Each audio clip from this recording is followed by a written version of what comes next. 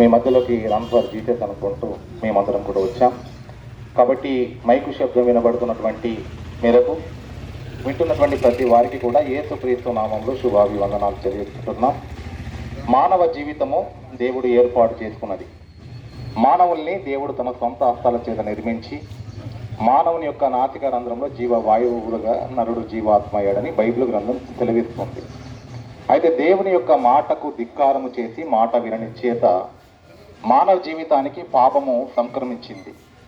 Bible గ్రంథం సెలవిస్తుంది, ఏ భేదము లేదు, అందరూ పాపము చేసి దేవుడు అనుగ్రహించేటువంటి మహిమను పొందలేకపోతున్నారు. ఏలయనగా పాపము వలన వచ్చేటువంటి జీతము నిత్య నరకాగ్ని గుండము మరణం.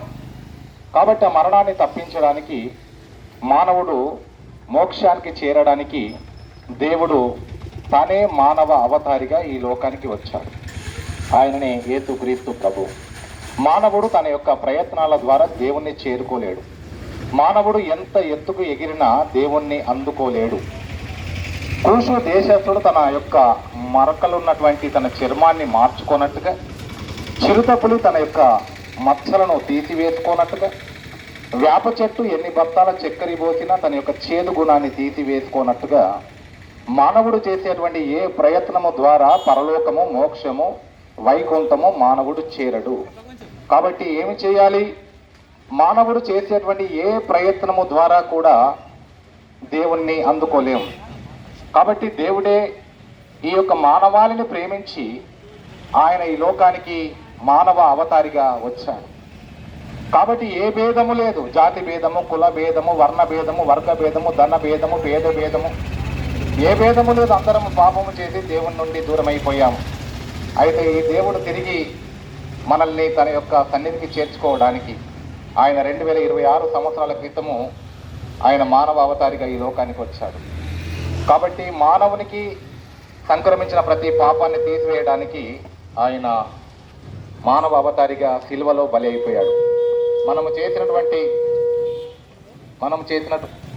మనం చేసినటువంటి ప్రతి పాపానికి ఆయన మనకు బదులుగా సిలువలో శిక్ష అనుభవించి రక్తము కార్చి ఆయన ప్రాణం పెట్టాడు. కాబట్టి పాపము వలన వచ్చేటువంటి జీతాన్ని పోగొట్టాలంటే పాపానికి ప్రాయశ్చిత్తము చేయాలి.